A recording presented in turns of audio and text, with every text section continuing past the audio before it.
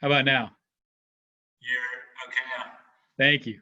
Hey, so I just found out a weird flaw. The Conservation Commission was meeting till 7 o'clock. And because, yeah, right, no shit. And because we have to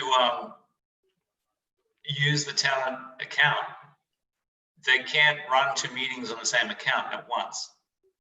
So I saw you, and then I got bumped off because I was told that there was another meeting in progress and I was crashing it or something. So then everything fried, and then it started up again. So I don't know what the deal is, except the obvious conclusion is we're not allowed to do two meetings at once. Yeah, right. So I have to say, I was impressed by Roger's control of the meeting last night. I don't know. Yeah. It was amazing. Yeah, DJ Roger. It was very impressive. Yeah. Things were making him laugh a lot, though. I was trying to figure out what he was laughing at. Like, he was constantly laughing. I think he can see things that we can't. Well, I don't know. What are you seeing? But I think the other thing is that he and somebody else on the select board were having some kind of weird competition about who was going to move a motion first, right? So. Well, I'm concerned that he has ability to control these remote devices to show you how I'm dressed below the waist. That would just be evil. That remains a serious concern for many of us. Okay.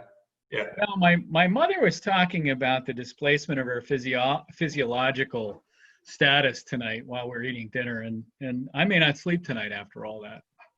Yeah, that's understandable. Yeah. So in a much older time, in a different world, when I was a kid in Australia, there was a very famous newsreader, and TV studios are notoriously hot because of all the lights, and Australia is extremely hot.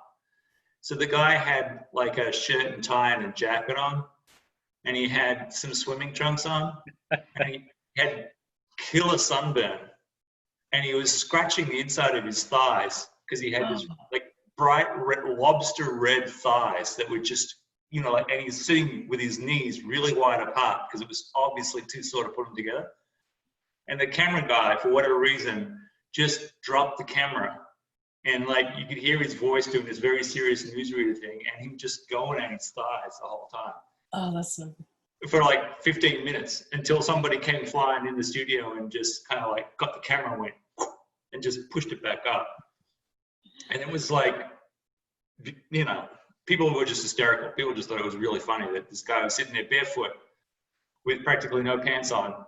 Just, yeah. So there's a whole Zoom thing and what you can see and what you can't see. Yes, it's very troubling. And if Roger's got control of it, we're all in trouble. Yeah, right. Yeah. Hello, Leah. Hello, Ernie. So I think we have Jackie. Leah's muted, by the way. Alt-A, Leah. There you go. I wanted to stay on mute, but thank you. Oh, no. Yeah. I just learned tonight thanks to Rod. Thank you. Oh, Oh, Ernie has just put up a notice saying that he has no audio. Let me see if I can send him a message. Hang on. yeah. Phone call. Yeah. Call in. For some reason or other, I'm not seeing the chat function. It's not working? Oh, hang on. Here you go. Ernie.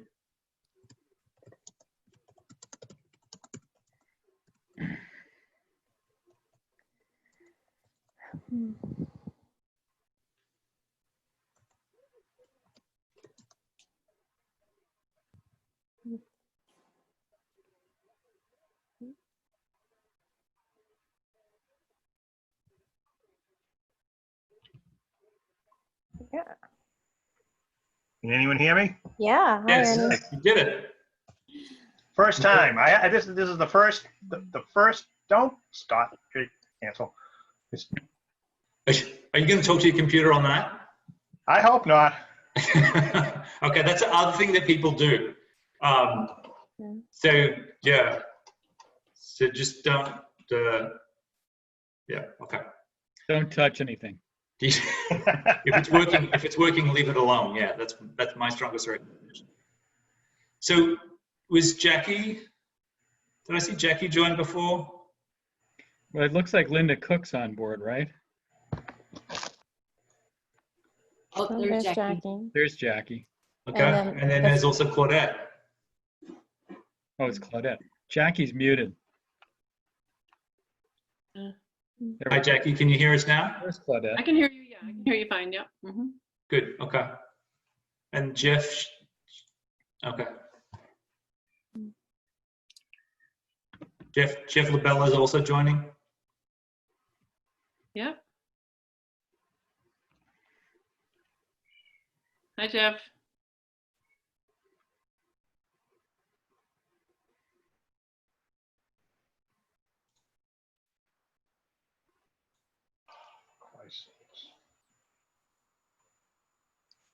Let's see. 1, 2, 3, 4, 5, 6. So is I did hear from Brian. He cannot make it. oh, okay. Mhm. Okay. So does anyone recognize the 603-208-78 something or other number? Is that Linda? Let me look Yes. it up. I think it is. Yes, Hello, okay. Linda. Can you hear me? I can. Okay. Good. Hello.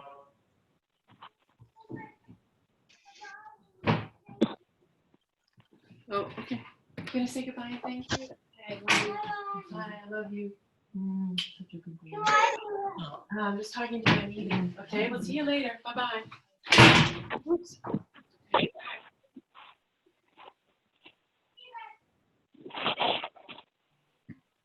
So can you hear me, Rod?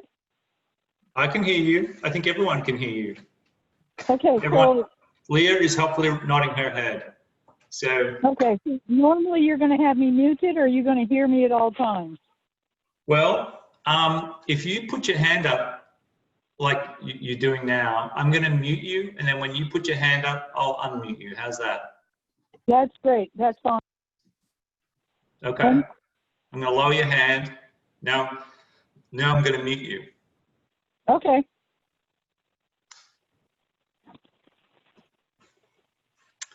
Okay, So Jackie, back to you. If Brian's not going to join us, does that mean that we're a full set now?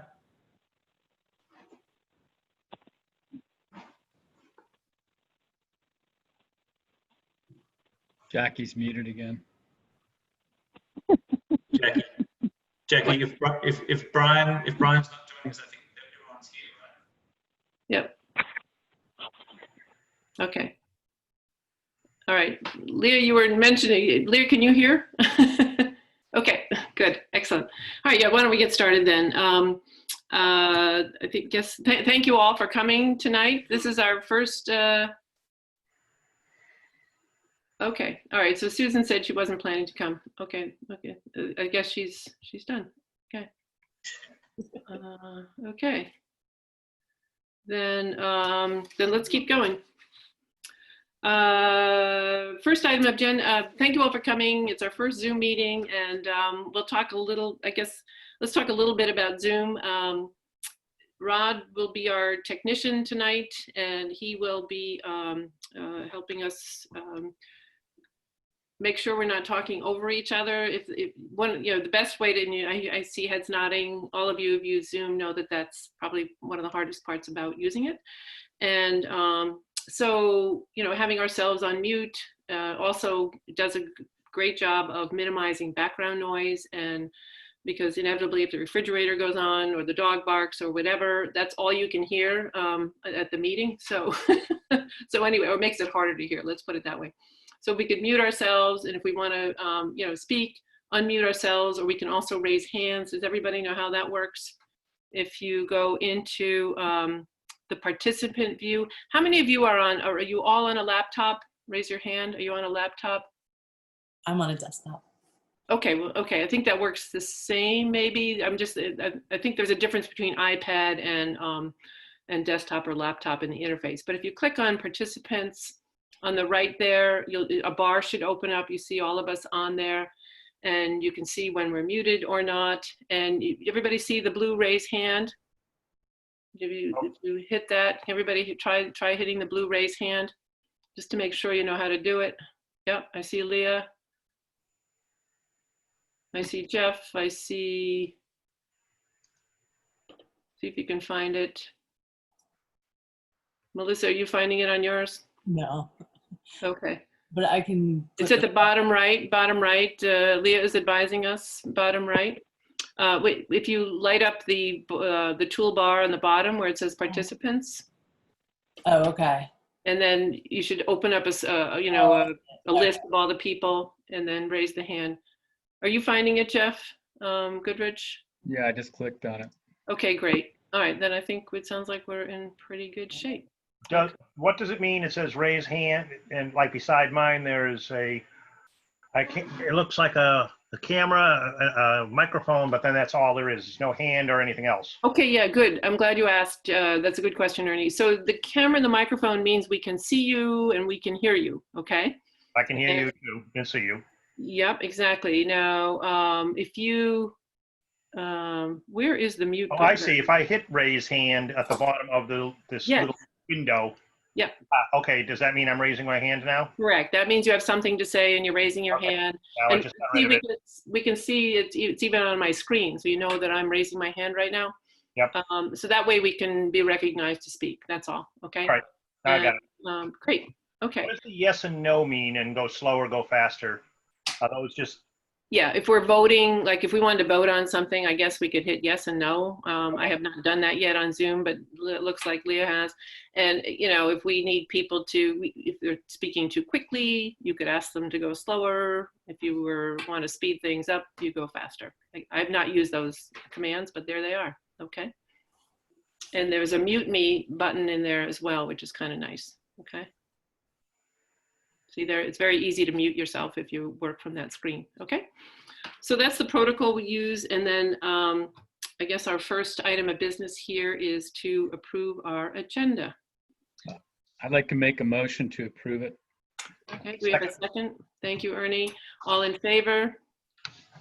okay, Okay, Oh, great. hold on. Are we doing that with a yes, raised hand, or yes? Let's raise our hands. It's kind of fun. Or you're just doing yes, okay. No, Well, I did the hand. I raised a hand instead. Oh, okay. This is Great. my very, very, very first time. Good, I'm glad. I'm glad we could be with you. That's great. The objective for tonight, the main objective for tonight is Sorry, Mr. Rod. Just who moved? Jeff Goodrich moved and Ernie seconded to approve the agenda. Yep, sure. Our meeting objective tonight is to define the next steps on our work plan for 2020 from the town plan. Before we get into the business of the meeting though, Rod is just going to go over a couple of highlights of the new open meeting law. You all had a copy of this material in your packet and you may have seen it somewhere else. Jeff Lubell, you wanted to speak? I think you're on mute, Jeff. Linda Cook. Wait, Jeff is still on mute. I can't hear Jeff Lubell. Okay. Go ahead, Jeff Lubell. Can you hear me now? Yes. So I was having trouble understanding Rod when he was talking. I don't know if other people did too, but I'm just noting that it was very difficult to understand and hear him. Okay, so let's see if we can fix that when Rod talks about the open meeting law. We'll see if we can fix that. That's a good call out. Thank you. Linda Cook, you were speaking. Did you have something to say? The problem is I'm on my telephone, not on a computer, so I don't have facial. So if you could just say what the end vote is. Say what is? Your vote. You took a vote, but how many people voted for it? For the agenda, it was unanimous. And how many is that? 1, 2, 3, 4, 5, 6. Okay. Yeah. That's, Okay. that's, I can't see that, so I if you could at understand. least, thank you. Sure. Yeah, we've got Ernie here and Jeff Lubell, Jeff Goodrich, Leah, Melissa, myself, Jackie. We have Claudette and Rod and yourself. Okay. Thank you. Yeah, glad. Thanks for calling that out too. Rod, do you want to just give us the 20,000-foot view of the open meeting law, the headlines? Sure. So the first thing I want to do is just make sure that people can hear me well enough now. Is that you can? Yeah. All right. I'm not entirely sure what the technical issue is, but does it make a difference if I talk louder? Yes. Oh, okay. So volume is better. Yes. Okay. Good. All right. The next point is that Jeff LaBelle still has his hand up. Did you want to talk, Jeff? No. And then Linda Cook has her hand up, so I don't know if she's just left that on, or Linda, do you want to talk? You guys must have, you're supposed to unmute me, which somebody just did. Yes. Linda, you're unmuted. Everyone can hear you now. Did you have anything else apart from the vote question? Nope, just about telling me how many voted. Thank you. You are? Okay. So, everybody, thanks for joining. So, as you probably have been following, under the old open meeting law, it was not possible for people to attend a public meeting that met the open meeting law requirements in Vermont without having a fixed location for the meeting, and for people to be able to join that meeting even if that fixed location only took them remotely to the rest of the people meeting. So it wasn't until 3 weeks into the COVID-19 crisis that the state legislature amended those requirements, enabling us to meet totally remotely. What this means is that what we're doing now via Zoom conforms with the amended open meeting law, which is only in place while the emergency order is in place. When the governor ends the emergency order, the regular open meeting law requirements will resume. Other aspects of the open meeting law that you may be interested to know about is that we are only doing 2 physical posting locations for meeting warnings. That is the notice board outside Tracy Hall and the lobby of the post office. The posting of the meeting on the town website, and also sending it out to the listserv stand as adequate warning of a public meeting under the current amended open meeting law requirements. And we have 1 extra day to post draft minutes of a meeting and still meet the requirements of open meeting law. So taken together, the thing that we're doing now, which is holding a Zoom meeting, which is totally remote and allows for the public to join the same way that you are, is the single biggest modification to process, and there are other minor adjustments. But if you have questions, they're more than likely addressed in the document that's included in your packet. If you have any questions, I'm happy to answer them now, or you can just email me later and I'll try and answer the question for you. Okay. Anything more for Rod on that? Okay. Thanks. Thanks, Rod. If not, let's move to comments from the public. Oh, did we just lost Jeff Goodrich? I'm not sure why. Okay. Well, Jeff just fell off. I don't know why. Any comments from the public? Okay. Hearing none, let's go to review and approve our minutes. These are the February minutes since our meeting was canceled in March due to the emergency. Do we have any, we have a motion, any discussion or motion to approve? Jeff? I move to approve the minutes. Okay, thank you, Jeff LaBelle. Do we have a second? I'll second. Second, thank you, Melissa. Any discussion? All in favor? Aye. Aye. Aye. Aye. Any opposed? Okay. Linda, we had, there were 5 of us here now, 5-0. Jeff Goodrich has dropped off. I don't know what happened. Okay. All right. Okay, let's go down then to the announcements and correspondence. In your packet, There was a letter from Tracy Hayes. This goes back actually, I think the letter was received in early March about a training in February, which is come and gone. And, but because this is our first meeting since then, it's still in the packet. We want to acknowledge that, that correspondence. It had to do with the marijuana training that took place. I think it was in the at the school in Randolph. I'm not even sure if it did take place because of the all of the sheltering in place. Secondly, we have a letter from Stuart Richards and Tom Candon regarding the wastewater situation. We want to acknowledge those letters.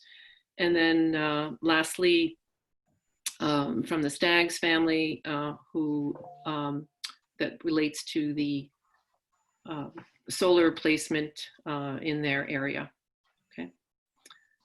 So let me just step back for a second. Is there any discussion or question or anything anybody wants to ask about the correspondence? This is Leah. I think it's all fine, but when you were referring to the email from Tracy, the email was in February. The attachment was an event in April. Yes, exactly. Yeah, okay. Yeah, exactly. And I'm not sure that event even took place actually, Right. because of all that has happened. Nothing has taken place. Okay. Any other questions on the correspondence? I got my hand up. Does it work? Is it working? Yeah, go ahead, Ernie. It's Okay. working. I just have, I did have a question. Are we supposed to, what are we supposed to do with the letter from the Staggs? Mhm, mhm. I have no idea why that's, what we're supposed to do with that. I think it's acknowledgement is what we're doing with it, Ernie. They, they can take their, they have status to appear before the Public Utilities Commission if they would like to address this. The region has acknowledged the application for the solar site and has agreed that it is in accordance with our town plan. So at this point, it really is up to the Staggs if they wish to take their complaint to the Public Utilities Commission. I will say though, Rod had some information that they are mediating with, is it solar, which group? Norwich Technologies that's No, doing it's Norwich Technologies, yes. Yeah, there are mediation discussions going on, and we're hopeful. I'm hopeful that goes well. And so, Rod, do you want to add any color to that? No, so as Jackie, just what Jackie said's fine, Ernie. So we received their correspondence as did the select board. It's just, it was sort of out of the ordinary from what we normally see or something like that in these meetings. So I had no idea. I mean, I would imagine I would have expected to see something like that in the Development Review Board, but not here. Well, I think it was addressed to us is the key thing there, because any correspondence that is addressed to us is what you see under correspondence here. Yeah, I understand that. That makes sense. Okay, good. Thanks. Next is our updates, and Jeff LaBelle, do you want to give the update on the Two Rivers plan, or the Two Rivers meeting, I should say, last night?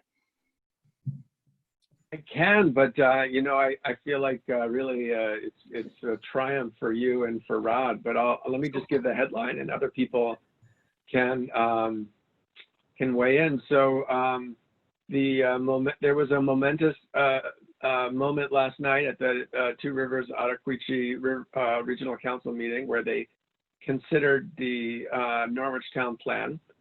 They opened it up for public comment. There were 0 public comments. There was a motion to approve, and there were several people who said complimentary things. Nobody raised a problem, and it passed within a matter of minutes. So we have a approved regional plan, I believe, and I think it is tremendously to the credit of our planning director and our commissioner and everybody on this committee for doing a fantastic job kind of moving that all through. I mean, I'm personally I've been amazed at how quickly we were able to get it done and how good the product is. Yeah, it felt good. It sure felt good. Any other comment or question on that? Okay. Next Have you all, update, by the way, sure. have you all seen the Two Rivers kind of review of our plan? In case you're interested, they did a staff review and they kind of go through section by section and say what we did well and point out what we didn't do. There are a handful of things they want us to deal with mineral rights next time we, if we ever update the plan again. But it was really minor stuff. I mean, they really liked it. I want to know where those minerals are. Does anybody know where the minerals are? Yeah. That's what they want to know. Oh, that's what they want to know. Oh, I get it. Okay. There's tons of copper in the town. Mm-hmm. Is it really? Yep, copper and iron. Okay. Okay. Okay. Well, Go figure. I guess we'll spend some time on checking it out. That's good.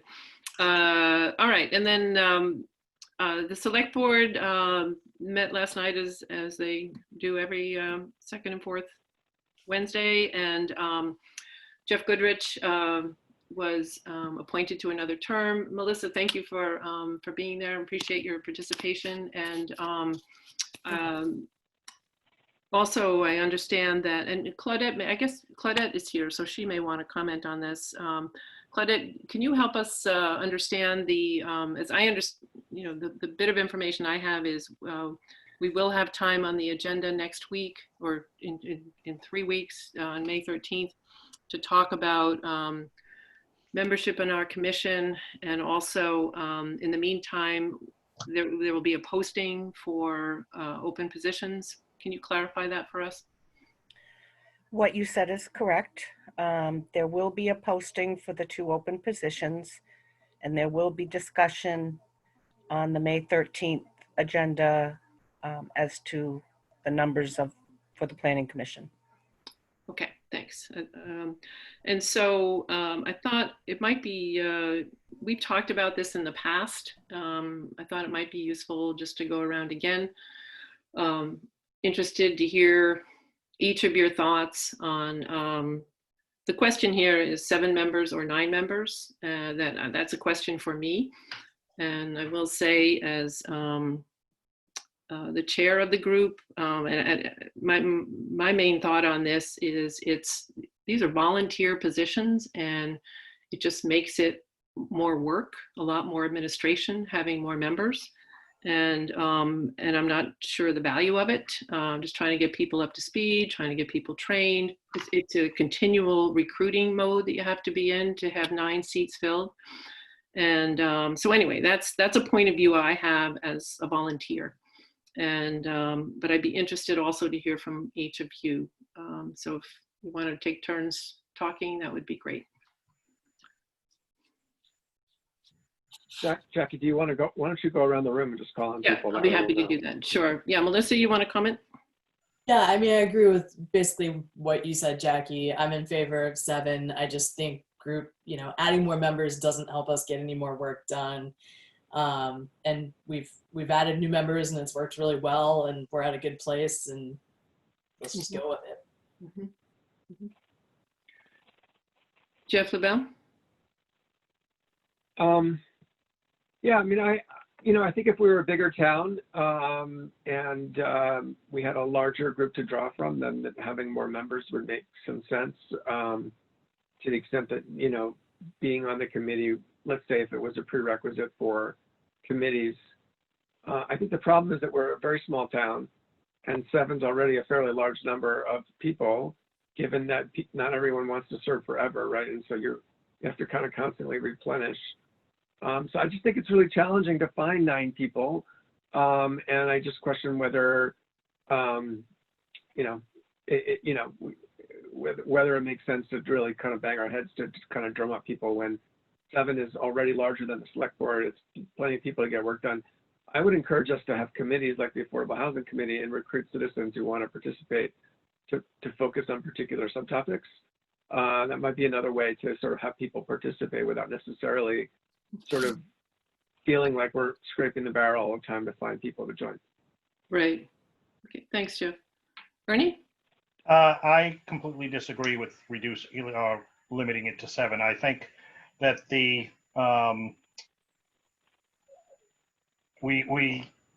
larger the pool of people thinking about the problems that the Planning Commission has to think about, the higher the likelihood of having good solutions. And if there's more to choose from, more different thought processes, more different viewpoints. I think that we should. I believe that it's also something of a anti-democratic approach to things to have smaller groups rather than larger when you have a large group. The fact that it might be difficult to fill the whole 9 or 11 or any number that you want, I think is not really an issue. I mean, the Planning Commission basically deals with some of the most important decisions that are made in the town on a regular basis.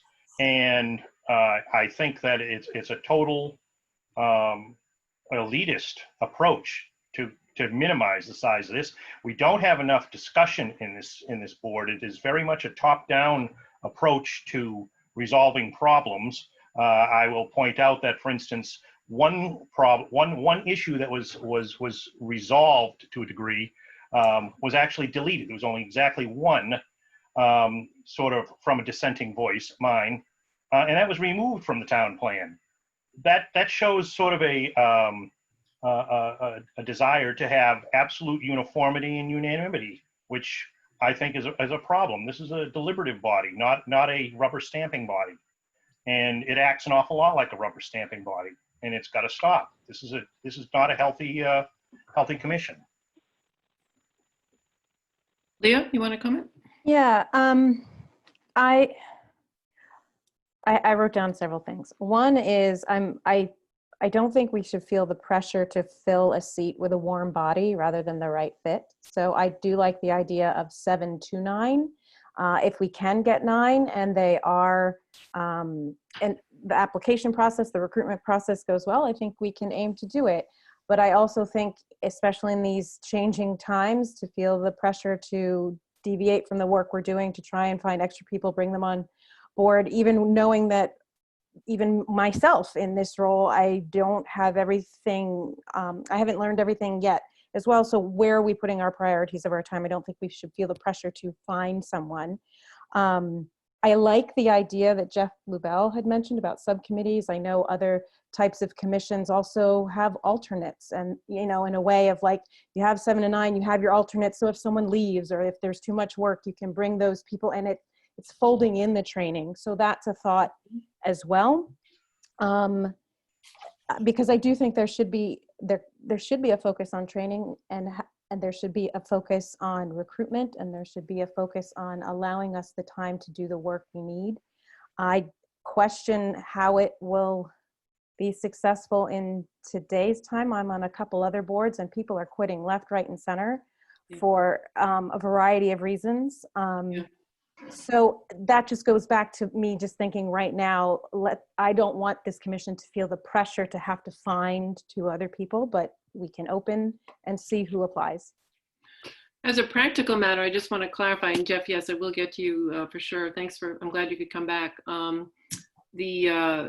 The problem is, you know, if we have not, if it says we have 9 openings, you know, it just makes a quorum much more difficult to achieve if we only have 7 people on the board, for example, okay? Mm-hmm. It just sets a very high bar for having a quorum and getting things done. So if we don't, you know, we're not going to move very quickly or move at all under those kinds of circumstances is a possibility. Jeff Goodrich, go ahead. Yes, sorry folks. This happens occasionally with my remote connection, so it took me a while to get back in. So where are we? Do you know the question, Jeff? Well, I missed all of it. Okay, so we're just talking about the question of the number of members of the Planning Commission. Should it be 7? Should it be 9? And each one of us has gone around the table to say what we thought. Is that in the agenda?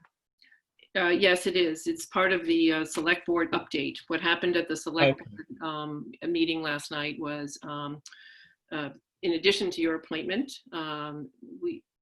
we are the select board will be posting 2 more openings, and between now and May 13th. On May 13th, we are invited to come back to the select board and talk about 7 versus 9 members. And we've talked about this in the past as a group, and I just wanted to go around again and hear what people had to say. So are you interested in what I have to say? Am I the last one? You're the last one, Jeff, yeah? Yeah, personally, I don't really care if it's 7 or 9. What I care about is process. Mhm. I would just like to, I got my hand raised. Go ahead, Ernie. I'd just like to point out that the difference in quorum would be only 1 more person.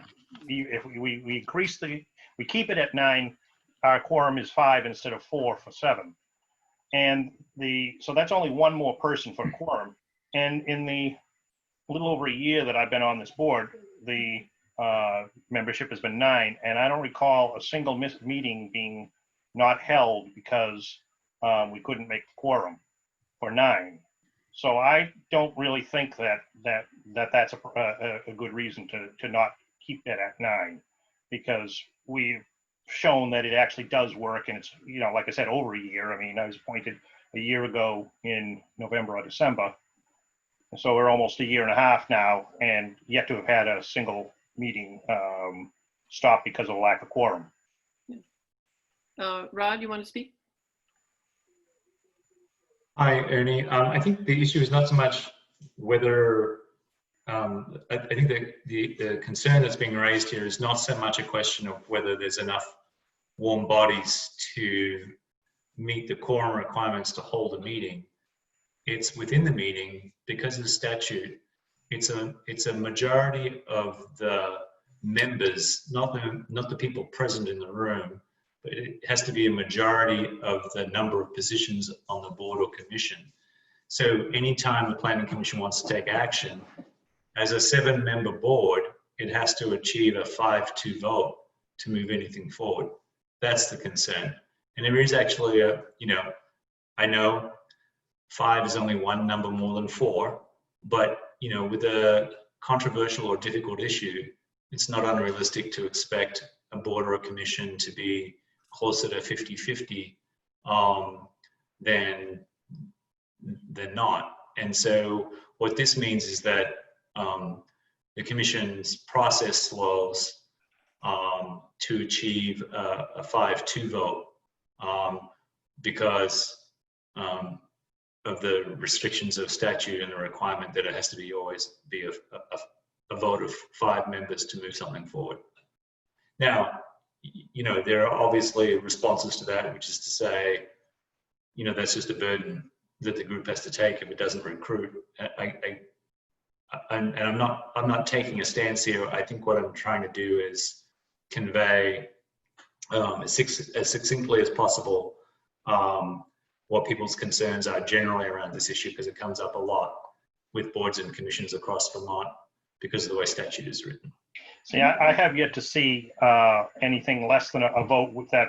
There was always 5 to whatever in this year and a half. I don't think a single vote has not passed in a year and a half. So I still don't see a problem. Even if we have to get 5-2, I have yet to see that hasn't been achieved.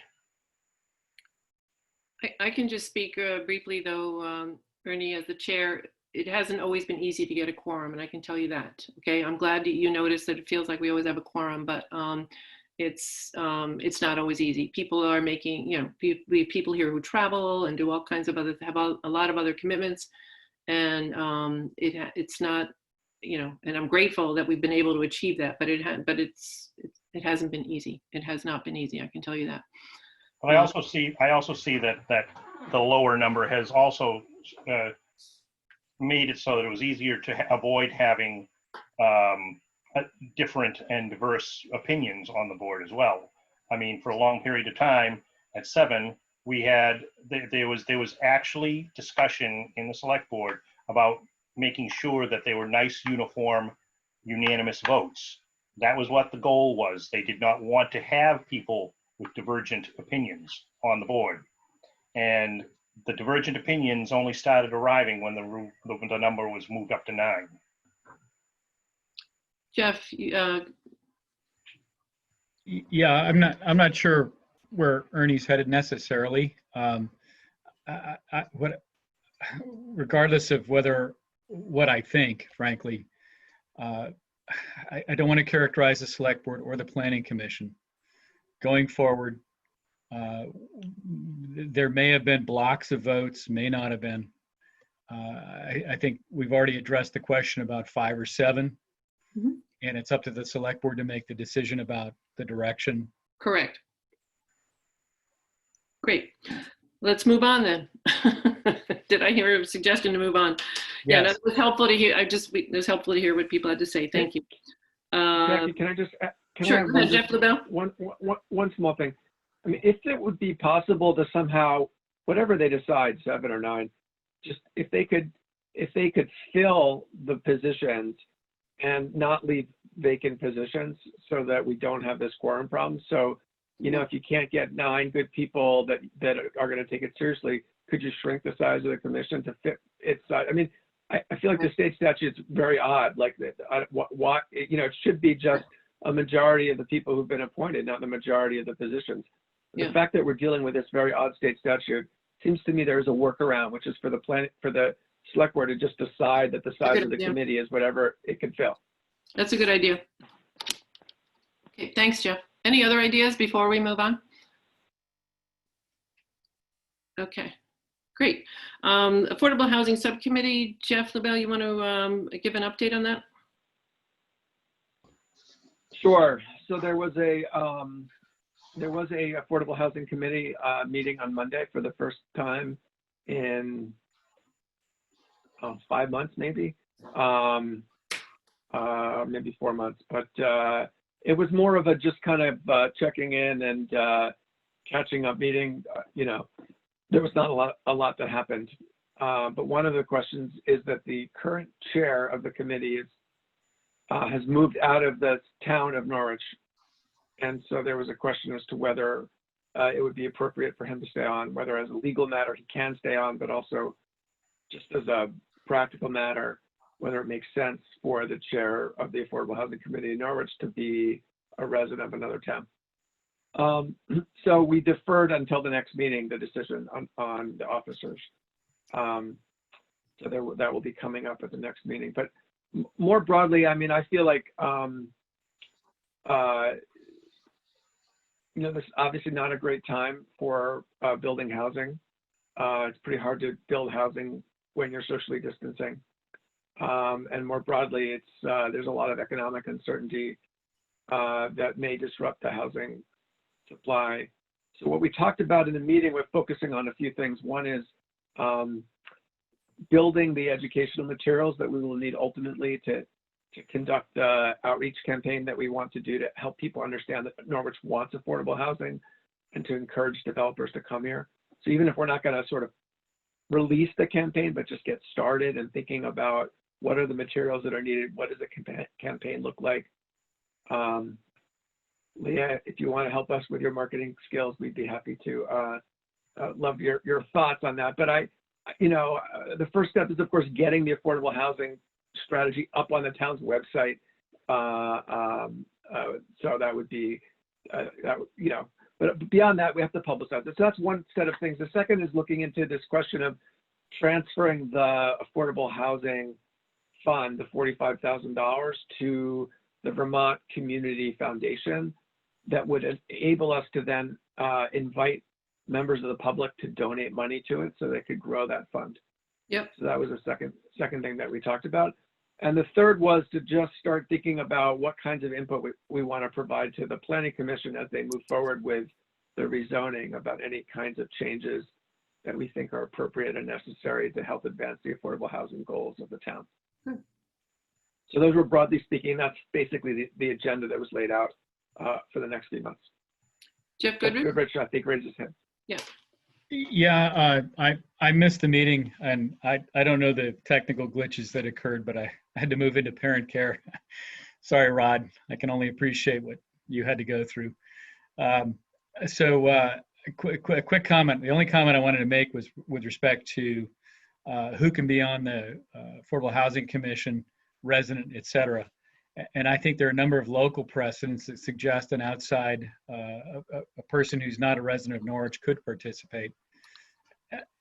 For instance, Lebanon did an economic development exchange committee that turned into an economic development charter involving the arts, the whole 9 yards, inviting folks from the broader community to talk about things like job creation, housing, the arts, the benefit of, or the well-being of the Upper Valley, et cetera. So personally, thinking about Ralph in his heart, I would hope that we could consider maybe broadening our horizons. I think there are many other examples like Hanover Improvement Society, which incorporates both Hanover and Norwich, and then a variety of other organizations that I can talk about. So to the extent there's a question about can Ralph still be involved, I hope we can think beyond our own boundaries, because I think he really cares about Norwich. Yeah, one thought Just on to be that. clear, Jeff, I'm sorry. Let me just say really quickly, the question is not whether he could be on the committee, it was whether it was appropriate for him to chair the committee. Just to be clear, I think everyone thought he'd be a great addition to the committee. Well, yeah, I appreciate that. Once you're on the committee, it's up to the committee to nominate, elect its chair. Thank you. Yeah. Right. Okay. Okay. Yeah, and I guess to that point, I think when we looked at our bylaw, I looked at our bylaws when that question came up, and I looked on the town website under the town policies. I couldn't find, there's a lot of description about who's on the committees and so forth. Nothing mentioned about resident or not. But I think it would be a good thing to bring to the attention of the select board on May 13th and see if they have a point of view on it. I don't know. I don't know. Okay. So as a point of order, can we do that? I think what Jackie just said is a good thing. Let's throw it to the select board and see what they think. Yeah, I think we should. I think there's be more comprehensive. Yeah. I'm sorry, you want to have the select board weigh in on what question? Yeah, so On the if we're, resident or not. Sorry, go ahead, Jeff. yeah, I'm sorry, Jackie. If we're thinking about it as a planning commission, because this is a subcommittee of the planning commission, including someone outside of the town, I think Jackie's absolutely right to ask the select board, are we okay? I think that's fine. I think, the committee has not yet determined sort of who it wants to be the chair and what the officers are going to be. So I wouldn't want to pose a question to the select board that's not a live one. But if the question is whether he could be on the committee, I think that is a live question. And I hope the answer is yes, but certainly getting. Yeah, I was thinking of it in those terms, just I think more broadly, even not just for that committee, but I think there's some membership questions for the select board just to think about. There was another question that came up last night during the interviews. So anyway, okay. Last but not least, under updates, we have the CRS membership. Rod, you want to update us on that? Everybody knows that stands for Community Rating System. That's what that acronym is. Go ahead. Sure. So the Community Rating System is a sub-program of the National Flood Insurance Program, which itself is a program under the auspices of FEMA. Hope you're following all that. What it is a more select group of communities that are taking proactive steps to educate and inform the property owners in that community of flood risk and to take active steps to improve the community's risk profile as measured through insurance assessments. And so it operates throughout the country. There are 9 formal steps, 1 being the best, 9 being the worst. There are a handful of other communities in Vermont that are members of the community rating system. The benefit for us of joining the community rating system is that even at level 9, property owners who hold flood insurance policies will receive at least a 5% discount on their policies. That used to be for an ordinary family home in the range of like $45 a year, and so therefore not a really big motivator. But in the post-Sandy, Hurricane Sandy world that we live in and the underfunded nature of FEMA, there's been a shift towards market rate or what they call actuarial rates of insurance for flood insurance policies. And so now a 5% discount can mean more like $1,000, which is, begins to get property owners' attention.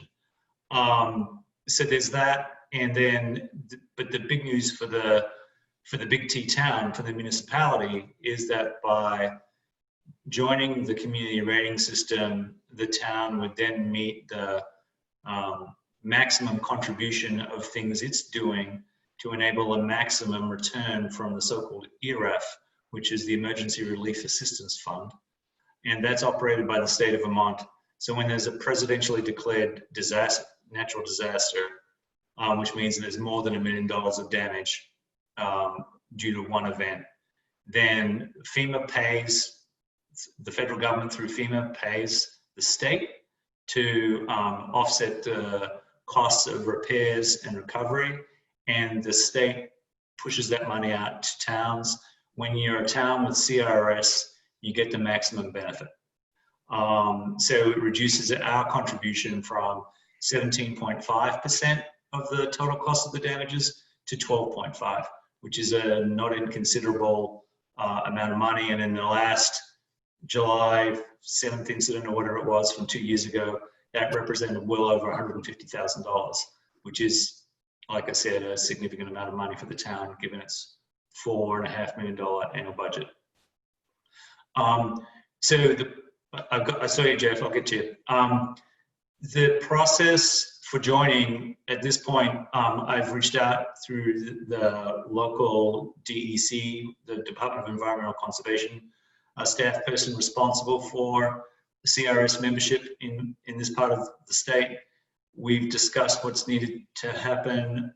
The town needs to write a letter of intent and complete what they call a community action visit checklist, which is a 25-page survey, basically asking highly technical questions about various attributes of the town's makeup in terms of what it's doing around flood hazard and response.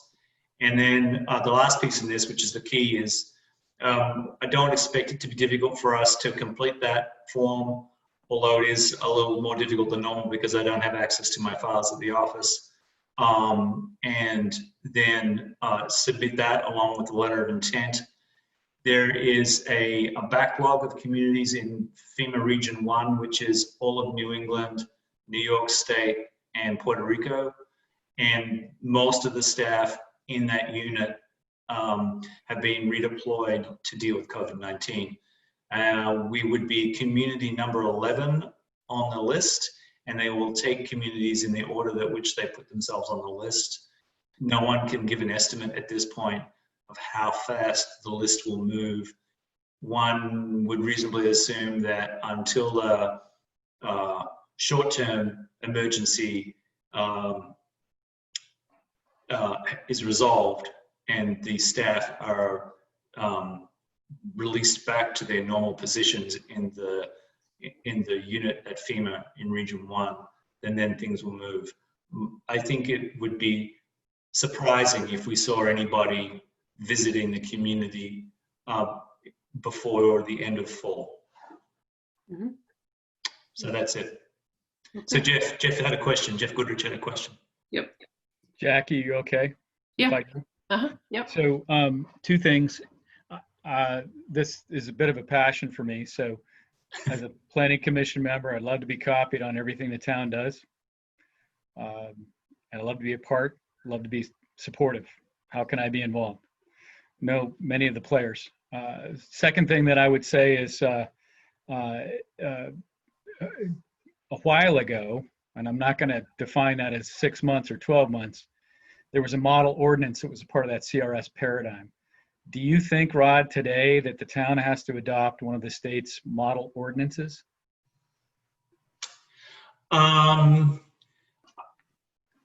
Yeah. I think that if you're referring to the river corridor model language, the answer is no. If you're talking about the latest version of the special flood hazard area regulations, the answer might be mostly. And Well, so I have concerns about both, and I had profound concerns about the former and serious reservations about the latter. since we're on the same page, Yeah. I'd love to be a part of this, because I think, as well intended as this paradigm is, it's flawed. Yep, I agree. Yep. So if the planning commission, I'm not going to, if the planning commission wants to say, we're going to have a subcommittee of 1 or 2, Jackie and me, Yeah, sure. or whomever, I would really like to be involved with this because of my day-to-day, Right. life. So let me just respond this way.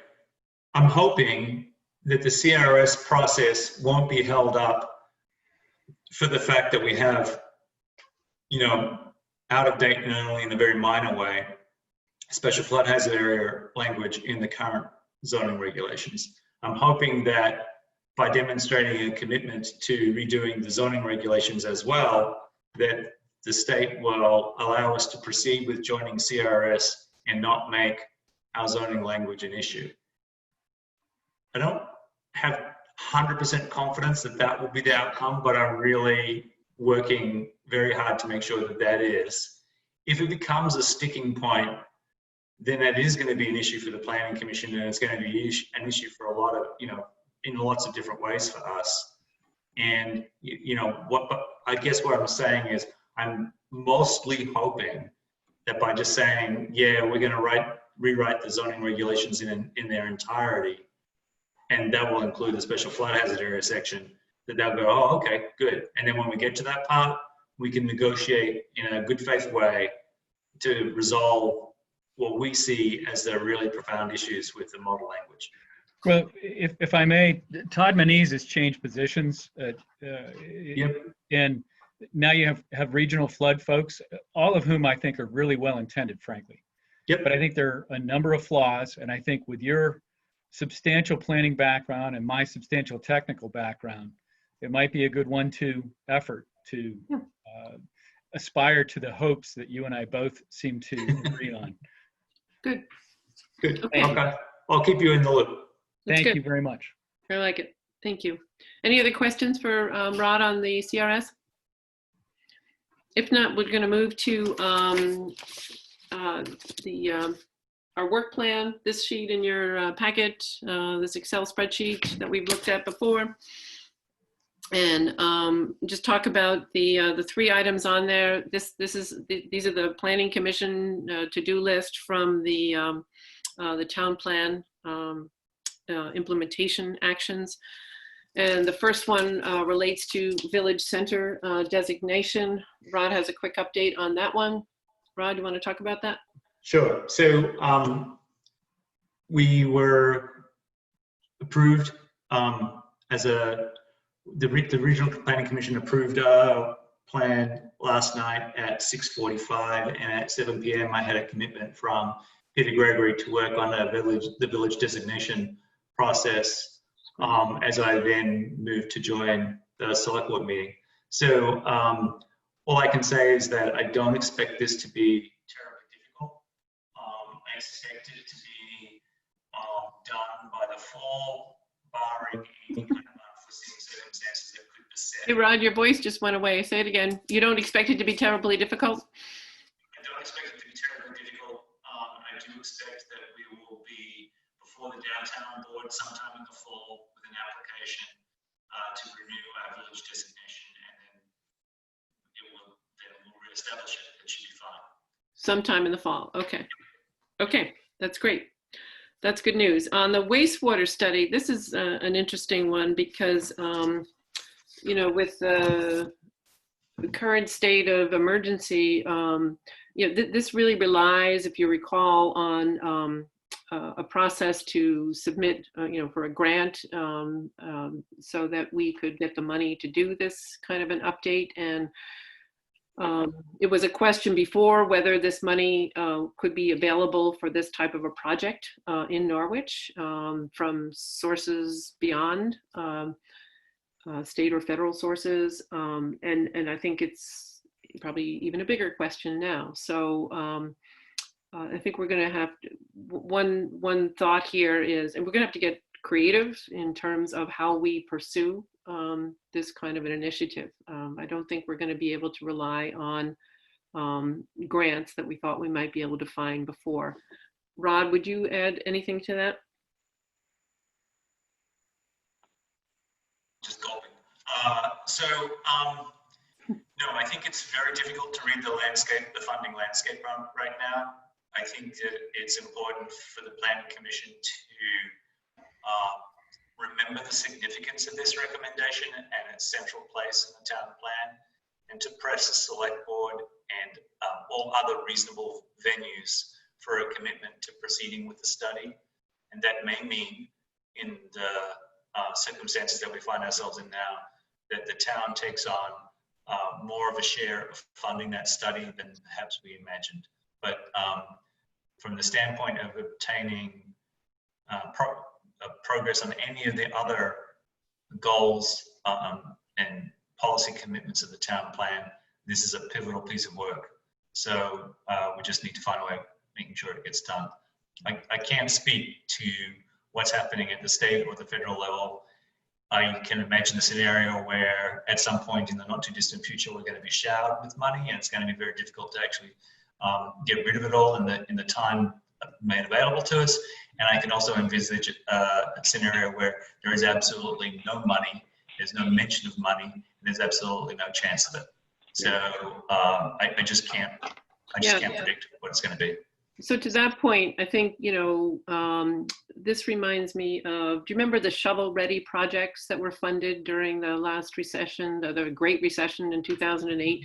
If you had a shovel-ready project, you could get federal funds to make it happen. And it just feels, so I don't know if we do the work to have our grant submission, or, the description of the project and whatever we would envision would be required to get funding, if we have that work ready, in case, as you say, Rod, suddenly money is being showered, we need a place, and we're looking for projects that have real meaning to our community. We could be in a position then to take advantage of that. And at the same time, it's likely that we won't be able to get any federal or state funding for this. As you say, a discussion with the select board on how we could fund it as a town. I think we would also need that data to know what we're talking about in terms of the cost for such a study. Any other comment on this? Yes, go ahead, Jeff Goodrich. Yeah, so first, to the extent commission members think there's a conflict for me representing Norwich School District and Dresden School District, let me know, because I don't see one. And I'm not going to advocate one way or the other.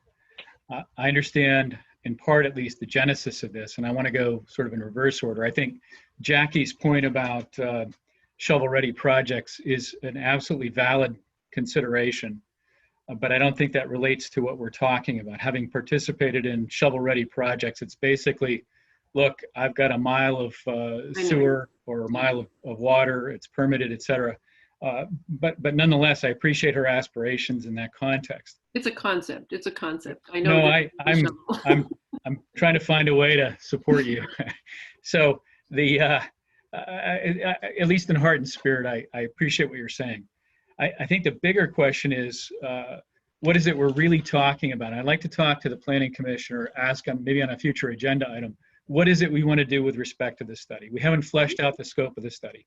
So right now, if we're saying Marion Cross School, the green is a problem, that's one thing. If we're saying what's the broader issue for sewer, what's the sewer need, let's define that. And frankly, as someone who does this for a living, I really don't think this is that complicated in a bunch of ways, but let's define the context or the paradigm within which we might need a study.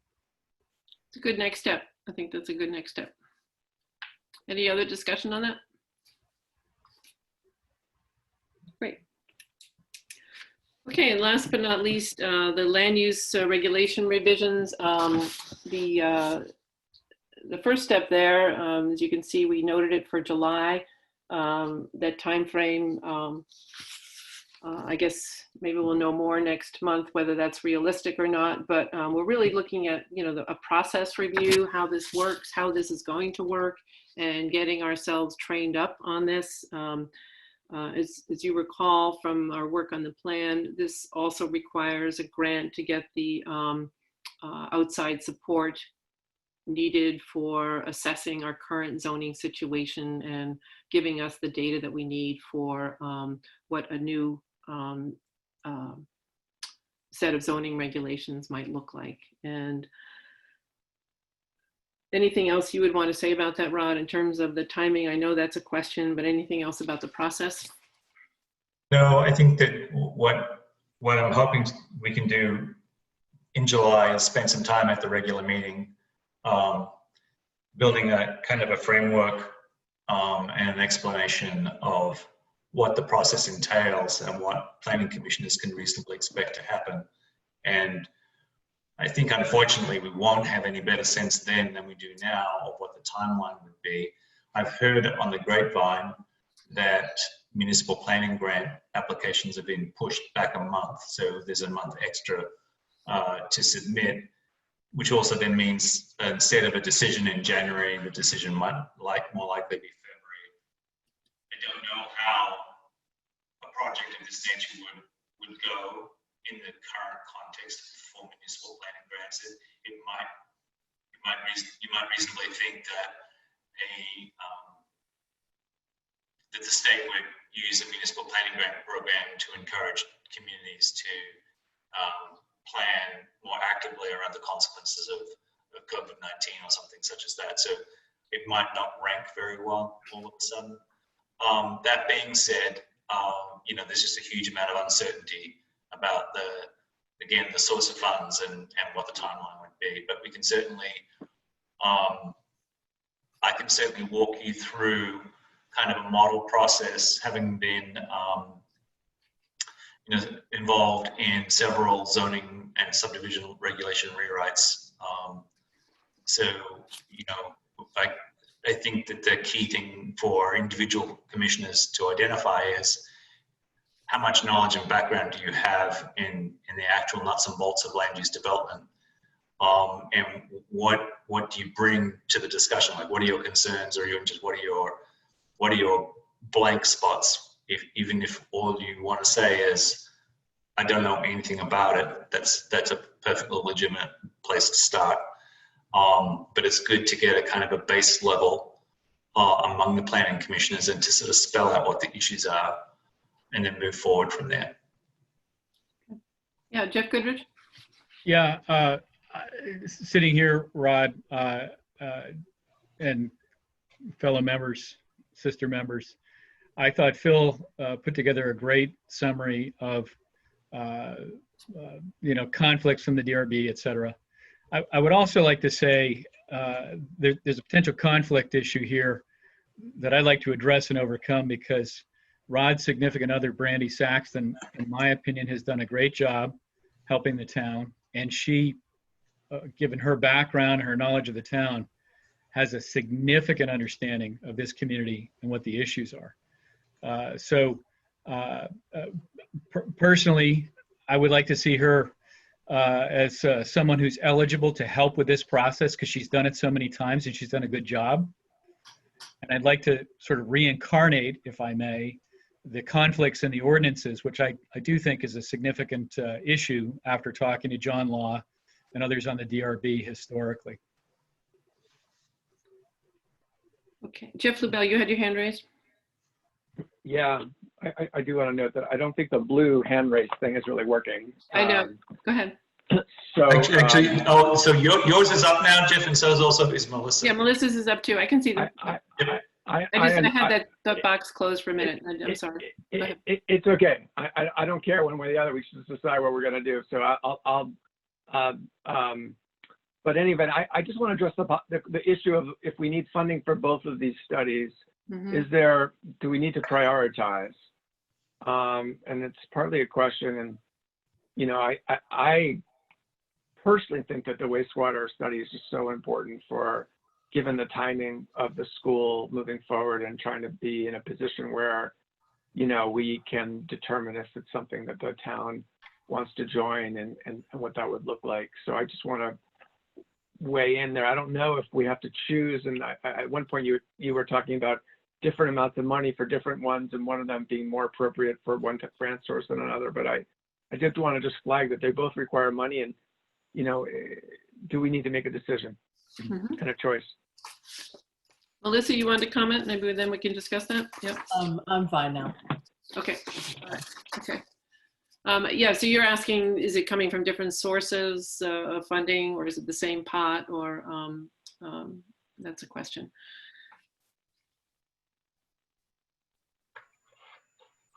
Jeff Goodrich has his hand up. Go ahead, Jeff. Mm-hmm. Yeah, I just want to know, I don't think what the school issue is has anything to do with the study, folks. Mm-hmm. Yeah, it was a different Why do you say part that, of Jeff? town. Yeah, go ahead.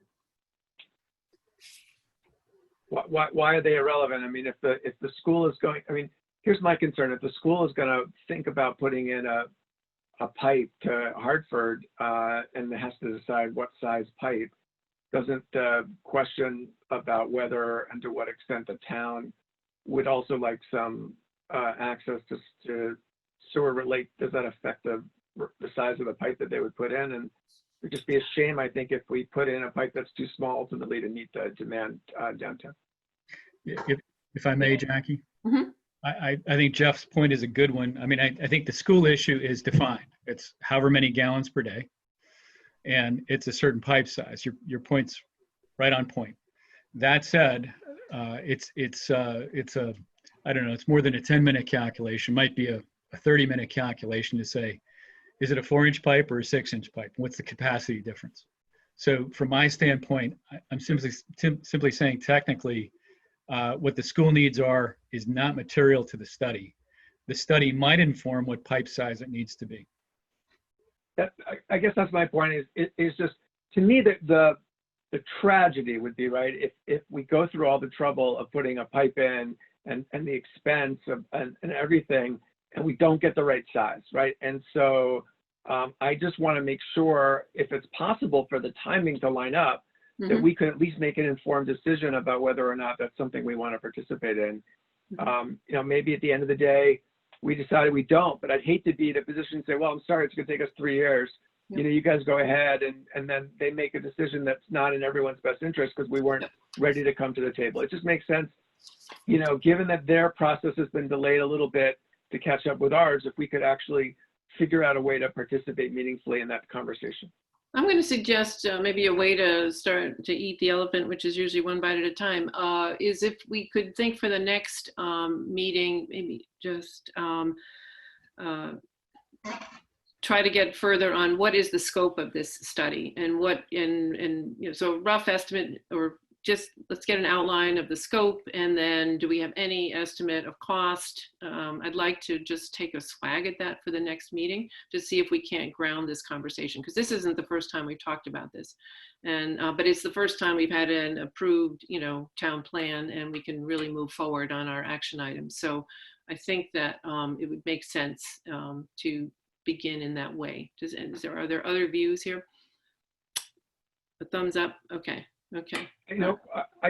I would actually, I don't disagree with that, Jackie. Okay. It would be useful though also just to hear from Rod a little bit about the timing of all this. I mean, how long did these studies kind of take? Even if we were ready to go tomorrow, are we looking at a 4-month process? Are we looking like a 2-year process? I mean, I don't know what the timing is of the school's decision, but it seems like it's on a faster timeline than certainly a 2-year process would accommodate. So, and Jeff obviously can weigh in on the timing, but I just want to make sure that we're thinking practically about how these two processes link up and don't miss what could be a once in a generation opportunity. Jeff Goodrich? Yeah, so I know a little bit about Rod from Brattleboro. So this is not a complicated process. And, on a volunteer basis, for me, if Rod says, look, so if the planning commission says, whatever our defined areas, let's say it's downtown, how many homes, how many bedrooms, we multiply times volume, and it's more than a half hour, but it's not a whole lot more than a half hour to say, this is the volume we need. And Rod's database, his knowledge, his planning intellect, to me, make that super simple. I'm not sure we need to engage anyone else. if we need to engage someone else to pay $30,000 to ratify this this professional study we're going to do, okay, it's not a big effort actually with the skill set we have on this commission. Any other comments? Let me just pick up on the two Jeff's remarks. So the first point is that I think when we were discussing the implementation chapter in the sequence, it was pretty clear in my mind that one preceded the other.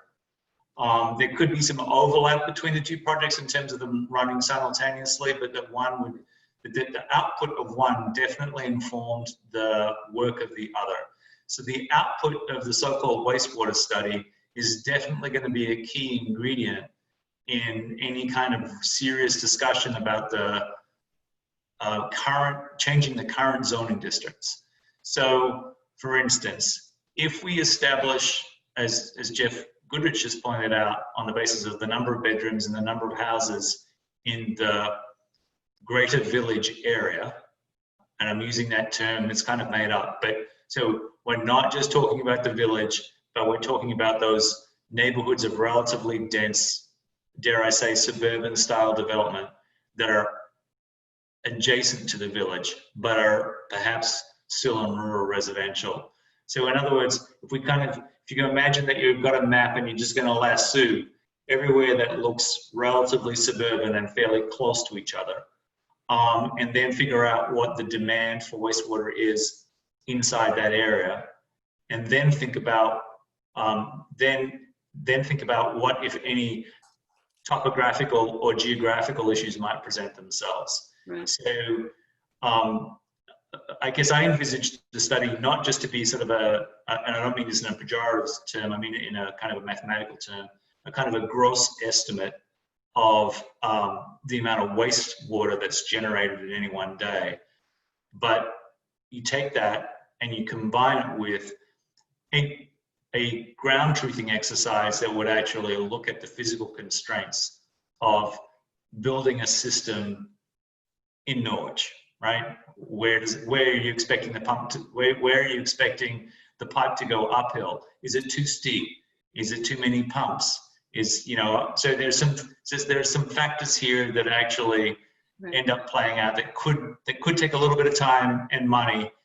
And as much as I appreciate Jeff's kind offer and respect his skills in this regard, I think I also learned in Brattleboro that when push comes to shove and you go to DEC, you got to have an engineer's stamp on that report, somebody who's willing to put their professional name on the line for the other guy who's a PE as well at DEC to even open that PDF, right? So, and we know that there's a price attached to that. So I guess in summary, what I'd say is it's really unclear to me what funding sources there are available to support this kind of study, Jeff LaBelle, in the current program that the state of Vermont offers. There are very limited pots of money available for the planning work that we're talking about that needs to get done before you commit to a wastewater study. And there's no clear calendar and it's a little fuzzy. It's very difficult to actually tease out what those issues are. I also don't know what calls there are on that money right now. Yeah. And so then the second part is, I kind of know the funds available to fund the zoning study, and I kind of know the calendar, notwithstanding the whole COVID-19 context for having this discussion at all. And there was more certainty around that when we wrote the plan than there was around how we would fund the wastewater. Right. But yeah, I would definitely say, in an ideal world, the wastewater study would feed into the zoning rewrite, because there could be important realizations from the wastewater study. For instance, if it said that you needed a subscriber base of 1,200 homes, and we could only come up with 800, could we rezone areas that are adjacent to the village that would get us up to a number like 1,200 homes in, say, in 10 or 15 years, and therefore promote growth promote affordable, but we would need to see these things kind of played out together. I hope I'm making myself clear here. I'm not really sure. I'm looking at your faces, and it's hard for me to judge how this is I actually know. Bottom line is, it's complex, but I think there are some things that we can do. I think let's start with the scope, okay, and at the next meeting we will devote time to that. All right, Yep. Jeff Lubell. That all sounds fine. I guess I would just urge a sense of time. I feel like this is time sensitive. I feel like there's a process that is taking place involving the school district that we haven't really been a part of. It's kind of happening on whatever time horizon it is, but they need a solution in place. And I'm worried that we will miss the boat if we don't figure out how to interface with that timeline.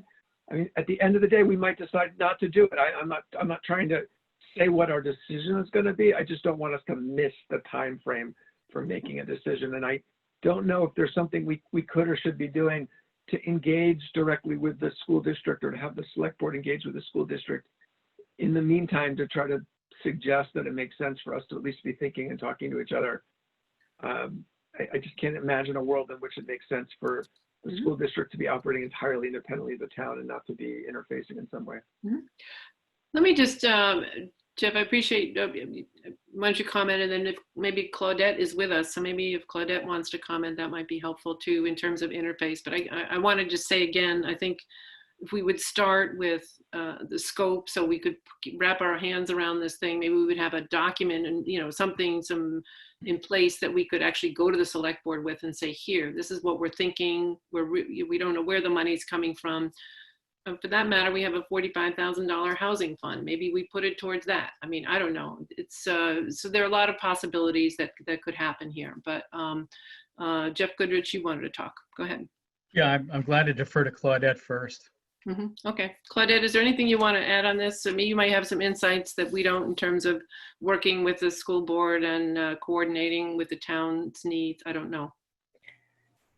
I can only speak for myself, not as the board. Yep. Sure. What I can say is that the school district has yet to contact the town to work on anything jointly. Right. Okay. And is there any, I don't know how this all works, but if the select board had something in hand, could the select board go to the school board? Does the communication ever go that way? I'm sure it could. Okay. I don't know if it has historically in the past. I don't know. Okay. But all I know is that they have not reached out to us.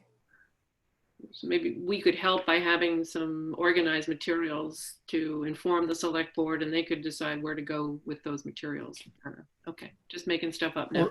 Or maybe the select board could designate the planning commission if it wants to conduct outreach to have an informational conversation or something. I don't know exactly how that works, but yeah, you might want. That's true. You might want to delegate it. That's another option. That's a good idea. Jeff Goodrich. Yeah, I'm not.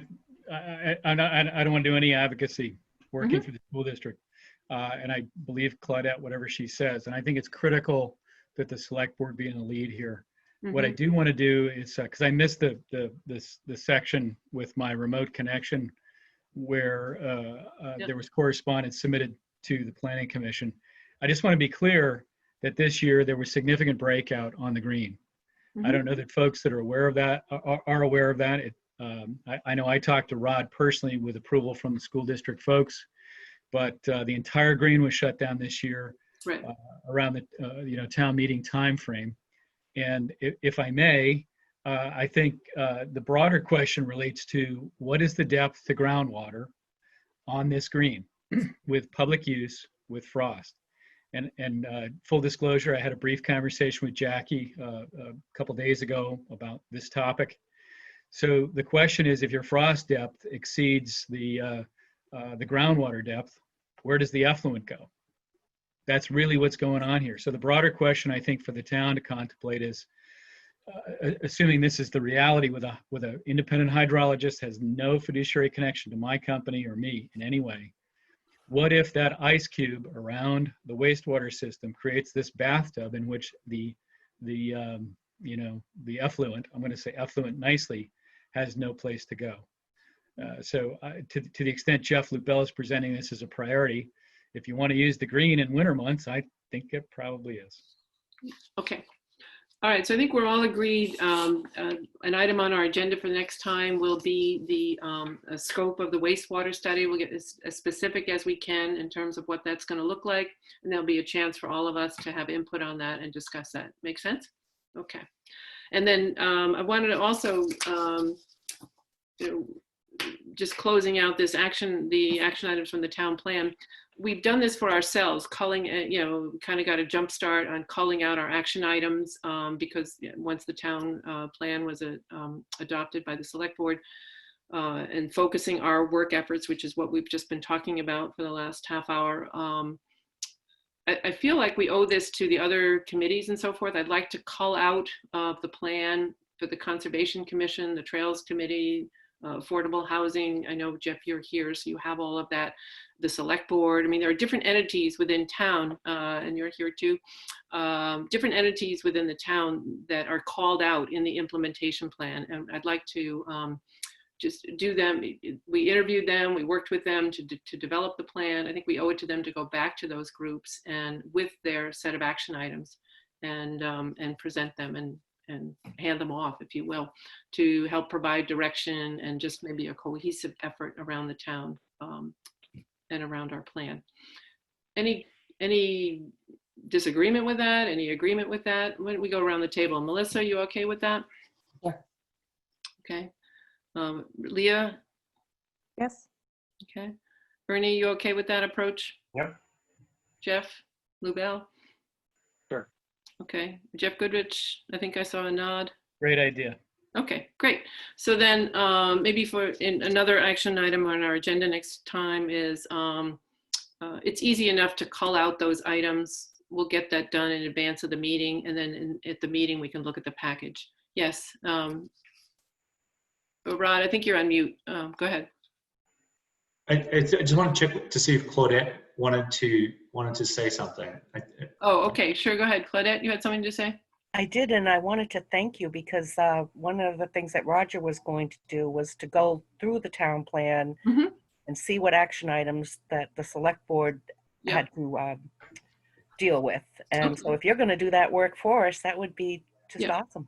Yeah, we can do that. That's not hard. Okay. I'll let Roger know. Thank you. Yeah. All right. You're welcome. That's great. Good. And then I guess so closing out that on our agenda, let me just ask here, where's our agenda? Here we go. Any other business that we didn't talk about? Anything we didn't talk about that we should have? Okay.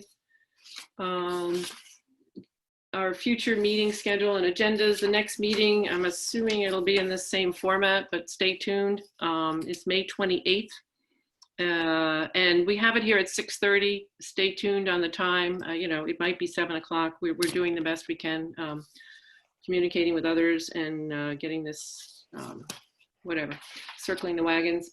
I want to also note that the next, Rod, you're waving your hands. You're on mute. Go ahead. Jackie, one of the weirder things that happened at the beginning of this meeting tonight was that there was a Conservation Commission meeting and that ran until 7. And so I couldn't even, there was a brief moment where Jeff Goodrich and I could see each other and then it all went black. And then there was this heavy message from Zoom that we were trying to game the system by having so then you have to wait for the Conservation Commissioners to shuffle off before we can start.